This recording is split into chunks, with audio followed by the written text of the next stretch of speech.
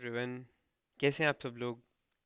तो ये हमारा फोर्थ वीडियो है जिसमें हम डिस्कस करेंगे एज़्योर इंफ्रास्ट्रक्चर के बारे में। आपने पहले समझा होगा, अगर आपने मेरी वीडियोस नहीं देखी हैं पहले, जिसमें मैंने आईएस पैस सैस एज़्योर के बारे में आपको इन्फॉर्मेशन दी है, क्लाउड कंप्यूटिंग क्या होता है, तो आप वो देखिएगा ज़रूर, उससे आपको आइडिया लगेगा। तो मैं आज जो डिस्कस करने वाला हूँ वो एक एज़्योर इंफ्रास्ट्रक्चर के बारे में है। बेसिकली इंफ्रास्ट्रक्चर उसे हम बोलते हैं जो आप कुछ भी रिसोर्स, यानी कि वर्चुअल मशीन हो गया, कुछ डेटाबेस हो गया, कुछ भी आप बनाते हैं उसको हम सिंपली रिसोर्स बोलते हैं। और वो रिसोर्स को अगर आप किसी एनवायरनमेंट में डिप्लॉय कर रहे हैं ना, तो वो सिंपली हम उसे इंफ्रास्ट्रक्चर बोलते हैं। तो जब भी आप इंफ्रास्ट्रक्चर बनाते हैं एज़्योर में, तो आपको कुछ कुछ बातों का ध्यान रखना पड़ता है। तो वो मैं चीज़ें आपको डिस्कस करूंगा आज। पहली चीज़ जो मैं डिस्कस करने वाला हूँ वो है एज़्योर रीजन। मतलब जब भी कुछ आप बनाएंगे एज़्योर में, मे बी वो वर्चुअल मशीन हो, स्टोरेज हो, डेटाबेस, कुछ भी, तो उसका एक रीजन सिलेक्ट करेंगे। एग्जाम्पल, आप किस लोकेशन में वो रिसोर्स बनाना चाह रहे हैं। इंडिया के किसी रीजन में बनाना चाहते हैं, यूएस के किसी रीजन में बनाना चाहते हैं, या यूरोप के। सो देर आर 60+ डिफरेंट रीजन्स जिसमें आप अपना रिसोर्स बना सकते हैं। तो एग्जाम्पल के तौर पे मैं आपको अगर समझाना चाहूँ तो मैं आपको draw डॉट आईओ पे ले चलता हूँ और इस पे मैं समझाता हूँ। फॉर एग्जाम्पल, ये जो हो गया, ये आपका हो गया एज़्योर का डेटा सेंटर। तो इसे बना देते हैं हम एज़्योर डेटा सेंटर। ठीक है जी। इस डेटा सेंटर में जब भी आप कुछ बनाओगे तो उससे पहले आप बताओगे कि ये किस जगह पर है, यानी किस रीजन पे है, राइट। तो इसका रीजन लेट सपोज हम बोल देते हैं ईस्ट यूएस। अब इस ईस्ट यूएस रीजन पर आप ये जो मशीन डिप्लॉय कर रहे हो, लेट से ये मशीन हो गई आपकी, और या फिर लेट सपोज आपने डेटाबेस पे डिप्लॉय कर दिया, तो ये तो हो गया आपका रीजन कि आप किस जगह या किस रीजन पे ये डिप्लॉय कर रहे हैं, राइट। उसके बाद बात आती है कि आपने ये जब रिसोर्सेज डिप्लॉय कर दिए, तो आप रीजन सेलेक्ट करोगे तो ऐसे ही आप कितने भी रीजन सेलेक्ट कर सकते हो। फॉर एग्जांपल, मैं एक रीजन सेलेक्ट करता हूँ कि मुझे अपनी मशीन चाहिए ईस्ट यूएस में, अगली मशीन मुझे चाहिए यूरोप के किसी रीजन में, अगली मशीन चाहिए मुझे ऑस्ट्रेलिया। सो मैं जब भी कोई मशीन या रिसोर्स बनाऊंगा उसके लिए मैं अलग अलग रीजन सेलेक्ट कर सकता हूँ। ये तो हो गई रीजन की बात, है ना। सिमिलरली, मैं अब रीजन आपको थोड़ा बहुत आइडिया लग रहा होगा क्या है। मैं एक और चीज़ की अब बात करना चाहूँगा, जोन्स की, जिसे हम बोलते हैं अवेलेबिलिटी जोन। ठीक है, अवेलेबिलिटी जोन क्या होता है कि एक डेटा सेंटर के अंदर multiple different different separate locations, या in simple terms different different buildings एक ही डेटा सेंटर के अंदर। मैं बताता हूँ कि मैं इसे क्या कहना चाह रहा हूँ। जैसे कि हमने डेटा सेंटर बनाया है ना, तो ये डेटा सेंटर है, ये लेट्स सपोज ईस्ट यूएस का है, तो इसके अंदर 3 मेरी बिल्डिंग्स होंगी। ठीक है जी, जो कि फिजिकली सबसे सेपरेट है। तो इसमें मैं 3 बिल्डिंग्स बना देता हूँ। ये पहली बिल्डिंग, ये दूसरी बिल्डिंग, और ये तीसरी बिल्डिंग। तो इसको लेट सपोज मैं यहाँ पर प्लेस कर देता हूँ ऐसे। तो अब क्या हो रहा है कि आप डिसाइड कर सकते हैं कि आपका जो रिसोर्स है वो किस बिल्डिंग में क्रिएट होना चाहिए बेसिकली। अभी आपको पता है ये ईस्ट वेस्ट रीजन है मेरा, राइट। तो इस ईस्ट यूएस रीजन के अंदर भी मेरा, आप लेट सपोज बोलते हो कि मुझे एक मशीन चाहिए, ये आपकी मशीन आ गई। तो इवेंचुअली क्या होगा, क्या ये जो मशीन है, ये मशीन आप डिसाइड करेंगे कि या ये यहाँ क्रिएट होनी चाहिए, ये यहाँ क्रिएट होनी चाहिए, ये यहाँ क्रिएट होनी चाहिए। और ये जो डिफरेंट डिफरेंट बिल्डिंग्स मैं बोल रहा हूँ, इन्हीं को हम बोलते हैं अवेलेबिलिटी जोन। ये बिल्डिंग 1 हो गई मेरी, ये बिल्डिंग मेरी 2 हो गई, है ना जी, बिल्डिंग 2, और ये वाली मेरी हो गई बिल्डिंग 3। तो मैं सिंपल शब्दों में समझाने की कोशिश कर रहा हूँ आपको कि ये डिफरेंट डिफरेंट जो बिल्डिंग्स हमारी बन रही हैं, ये कुछ नहीं है, बस ये एक अवेलेबिलिटी जोन्स हैं जिसमें आप अपनी मशीन्स प्रेजेंट या डाल रहे हो। तो ये बिल्डिंग एक फिजिकली सेपरेटेड जगह है जिसमें आप अपनी मशीन डिप्लॉय कर सकते हैं।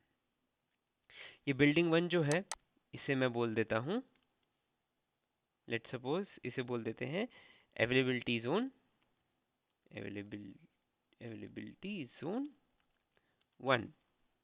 लाइकवाइज ये अवेलेबिलिटी जोन 2 है, ये अवेलेबिलिटी जोन 3 है। हम शॉर्ट में लिखते हैं अब एजी, AZ2, और इसको बोल देते हैं AZ3।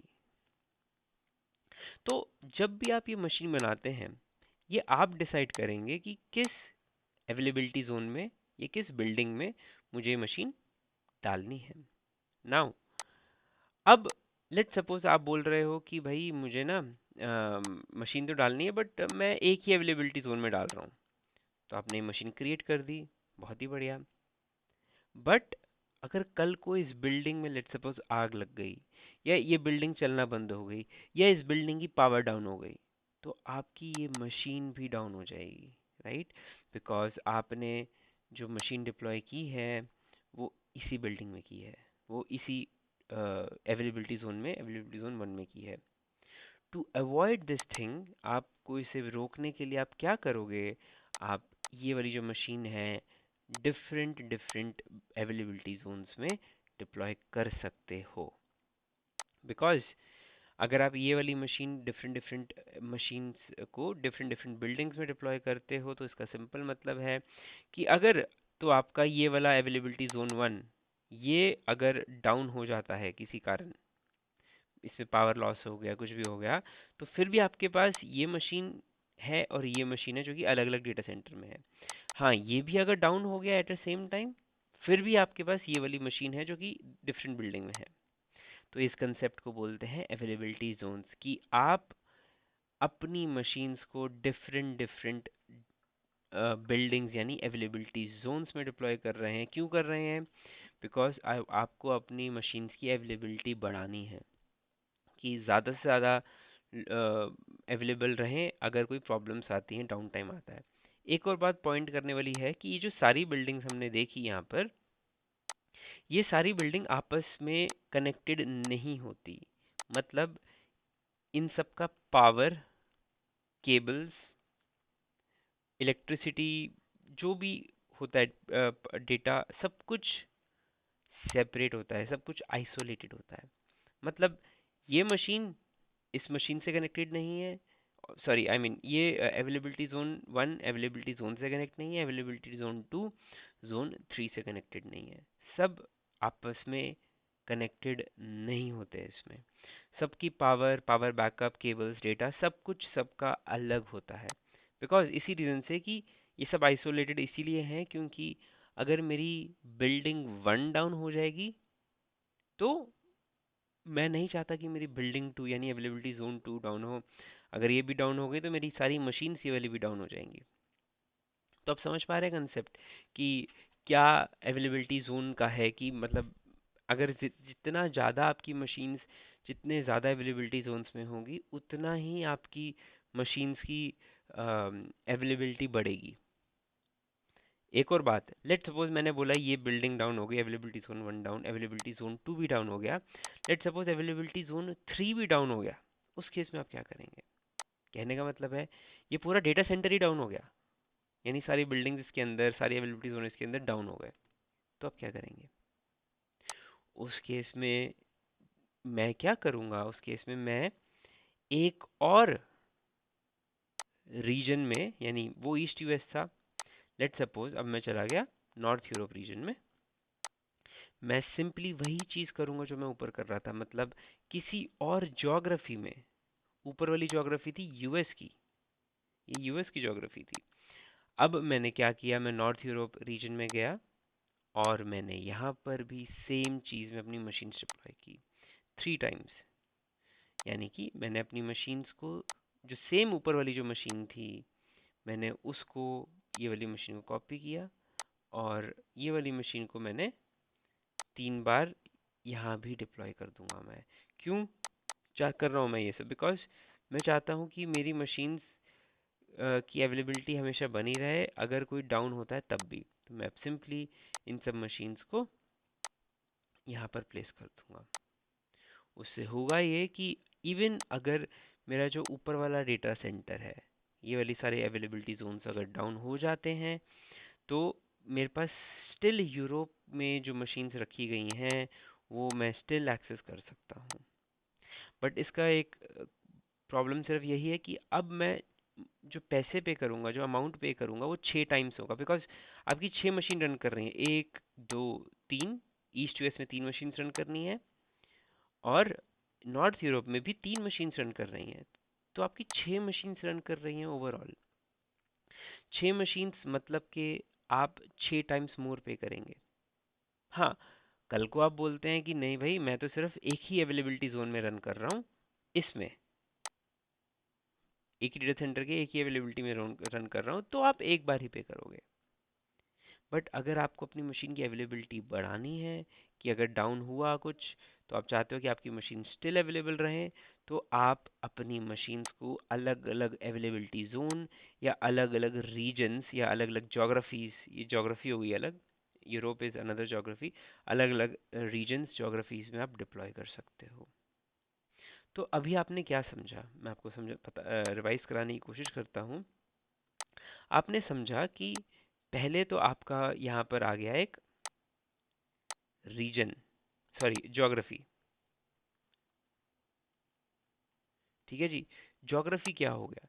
ज्योग्राफी आपका हो गया, मैं एग्जांपल भी नीचे लिख देता हूँ। ज्योग्राफी आपका हो गया एग्जांपल के तौर पे यूएस या यूरोप या एशिया, ये सारा आपका ज्योग्राफी हो गया। तो आप अलग अलग ज्योग्राफीज में अपना रिसोर्सेज क्रिएट कर सकते हैं उनके अंदर डेटा सेंटर में। ज्योग्राफी के नीचे क्या आता है? रीजन्स।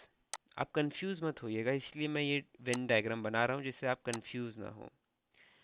अब जो ये रीजन का डायग्राम बन रहा है, इसका मतलब ये है कि यूएस के अंदर भी आप डिफरेंट डिफरेंट रीजन्स के अंदर क्रिएट कर सकते हैं। एग्जांपल के तौर पे मैं इसका बताऊं तो इसका आ गया east US, central US, etcetera etcetera.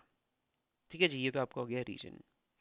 अब रीजन के अंदर भी आता है आपका, क्या आता है? Availability zones, that is buildings. तो इसके अंदर तो मैं पुट कर देता हूँ इस वाले इसमें अवेलेबिलिटी जोन, शॉर्ट के लिए AZs, multiple AZs availability zones होते हैं। और इस अवेलेबिलिटी जोन के अंदर I mean it can be any multiple availability zones और वन अवेलेबिलिटी जोन, इसके अंदर हम मशीन्स को डालते हैं। आपको समझ आया हम क्या कर रहे हैं? हम अपनी मशीन को एक अवेलेबिलिटी जोन के अंदर डाल रहे हैं जो कि एक रीजन के अंदर होगा, और रीजन एक ज्योग्राफी का पार्ट होगा। तो आपको इस वेन डायग्राम से समझ आना चाहिए कि हम जब भी अपनी मशीन डिप्लॉय करते हैं तो हमारे पास ऑप्शन होता है कि किस बिल्डिंग में डालना है, यानी किस अवेलेबिलिटी जोन में डालना है, एंड देन किस रीजन में आप ये डिप्लॉय कर रहे हो, यानी किस रीजन में आपका ये अवेलेबिलिटी जोन है, और वो रीजन किस ज्योग्राफी में पड़ती है। राइट? तो यूएस में है, यूरोप में है, एशिया में है, ऑस्ट्रेलिया में है, ये अलग अलग, अफ्रीका में, ये अलग अलग रीजन्स हो, ज्योग्राफीज हो गई। उसके अंदर different different smaller smaller regions होंगे, उन रीजन्स के अंदर availability zone, and then last में मशीन्स। मैं आशा करता हूँ आपको ये समझ आ रहा होगा जो मैं ये समझाने की कोशिश कर रहा हूँ। मैं आपको एक पीपीटी से भी समझा देता हूँ डेफिनेशंस की क्या है ये एक्चुअल में। So availability zones are physically separate locations within a region. मैंने वही बोला कि जो अवेलेबिलिटी जोन्स हैं ये डिफरेंट डिफरेंट बिल्डिंग्स होती हैं और यहाँ पर आप अपनी मशीन्स डाल सकते हैं।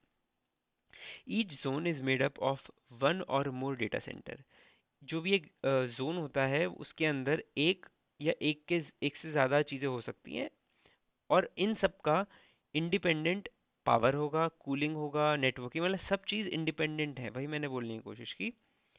सारी बिल्डिंग की अवेलेबिलिटी जोन की पावर, कूलिंग, नेटवर्किंग, केबल, सब कुछ अलग होगा, आइसोलेट होगा, जिस वजह से एक अगर डाउन होगा तो अलग आपके पास अवेलेबल है। राइट? और इस कंसेप्ट को बोलते हैं फॉल्ट आइसोलेशन, मीनिंग एक अवेलेबिलिटी जोन या एक बिल्डिंग में फॉल्ट है तो अदर पे इम्पैक्ट नहीं होगा। अगर आप अपनी मशीन्स को डिफरेंट डिफरेंट अवेलेबिलिटी जोन्स पे रखते हैं तो हाई अवेलेबिलिटी आप अचीव करते हो, मतलब in case of down time आपकी मशीन्स हमेशा रन करती रहेंगी उस केस में भी। और लास्ट में लो लेटेंसी मीनिंग स्लोनेस कम होती है। अगर आपके पास ज़्यादा मतलब मल्टीपल मशीन्स अलग अलग जोन्स में रन कर रहा है तो लेटेंसी यानी स्लोनेस वगैरह कम होगी काफ़ी। उसके बाद मैंने आपसे डिस्कस किया ज्योग्राफीज़। ज्योग्राफीज़ क्या होती है? ज्योग्राफीज़ डिफाइन करता है कि एजोर प्रोवाइड्स क्लाउड सर्विस, बेसिकली कि आप किस ज्योग्राफी में अपना रिसोर्स क्रिएट कर रहे हो। ये बात होगी ज्योग्राफी की। सब्सक्रिप्शन हम बाद में देखेंगे, तो ये ज्योग्राफी की बात होगी। अब एक और टॉपिक मैं आपको डिस्कस करना चाहूँगा इसी सेशन में, इसी टॉपिक में। तो जैसे कि आपने ये अपनी मशीन्स यहाँ डिप्लॉय की, ठीक है जी। मैं एक्चुअली यहाँ डिस्कस करता हूँ इस वाले में, ये बेटर रहेगा, थोड़ा बड़ा कर देते हैं इसको, है ना। तो एक और कंसेप्ट है जो कि मैं आपसे अभी डिस्कस करूँगा। हालांकि डेमोज में सब कुछ दोबारा डिस्कस होगा ही, बट वो ज़रूरी है अभी डिस्कस करना। तो जैसे फॉर एग्जांपल दो तीन और चीज़ें हैं जो अब मैं कंसेप्ट डिस्कस करने वाला हूँ, उसे बोलते हैं fault domain and update domain, जो कि अवेलेबिलिटी सेट के अंदर आता है। तो उस कंसेप्ट का मतलब ये है कि जो मेरा ये फर्स्ट बिल्डिंग है, ये एक रो है काइंड ऑफ, सॉरी ये कॉलम हो गया, और इसको मैं डिफाइन करूंगा फॉल्ट डोमेन से। तो ये मेरा फॉल्ट डोमेन वन हो गया, यानी building one fault domain one है। Building two fault domain two हो गई, और बिल्डिंग थ्री मेरी फॉल्ट डोमेन थ्री हो गई, ठीक है जी।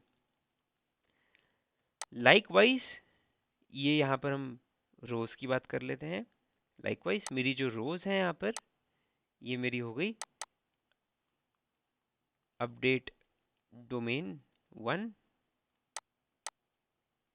देन मेरी सेकंड रो हो गई अपडेट डोमेन टू, और मेरी थर्ड रो हो गई अपडेट डोमेन थ्री। लाइकवाइज आप अप टू 20 अपडेट डोमेन्स रख सकते हैं, पर फॉर एग्जांपल मैं यहाँ थ्री ही ले रहा हूँ अभी। तो होता क्या है कि अगर तो मैं अपनी मशीन यहाँ रख रहा हूँ, सिर्फ फर्स्ट रो में रख रहा हूँ, एंड इन डिफरेंट कॉलम्स यानी डिफरेंट फॉल्ट डोमेन्स, तो होगा क्या? इसका मतलब ये होता है अपडेट डोमेन और फॉल्ट डोमेन का मतलब, अपडेट डोमेन का मतलब, और इन शॉर्ट इसे बोलते हैं यूडी। इसका मतलब ये होता है कि जो माइक्रोसॉफ्ट एजोर है वो इन मशीन्स पे अपडेट रन करता है साइमल्टेनियसली। सो अगर एजोर को कुछ अपडेट रन करना होगा तो वो साइमल्टेनियसली अपडेट डोमेन वन में रन करेगा एट अ सेम टाइम। तो अगर लेट सपोज आज के टाइम पे अपडेट डोमेन वन पे माइक्रोसॉफ्ट एजोर अपडेट रन कर रहा है, तो वो ऐसे अपडेट होगा, यानी सारी मशीन एक साथ अपडेट होंगी। अपडेट इस पे भी जाएगा, इस पे भी जाएगा, इस पे भी जाएगा। तो दिक्कत क्या होगी? दिक्कत ये होगी कि एक टाइम पे ही आपकी ये सारी मशीन्स डाउन हो जाएंगी, बिकॉज अपडेट एक टाइम पे ही आ रहा है सारा, है ना। तो यह रिकमेंडेड है कि आप अपनी जो मशीन्स हैं कभी भी सेम अपडेट डोमेन में नहीं रखेंगे। उससे ये होगा कि अब मैं जैसे अपडेट रिलीज कर रहा हूँ, तो सारे ये जो अपडेट जा रहा है यूडी वाला आप देख रहे होंगे स्क्रीन पे, तो ये सब एक ही साथ अपडेट हो जाएगा, जो हम नहीं चाहते।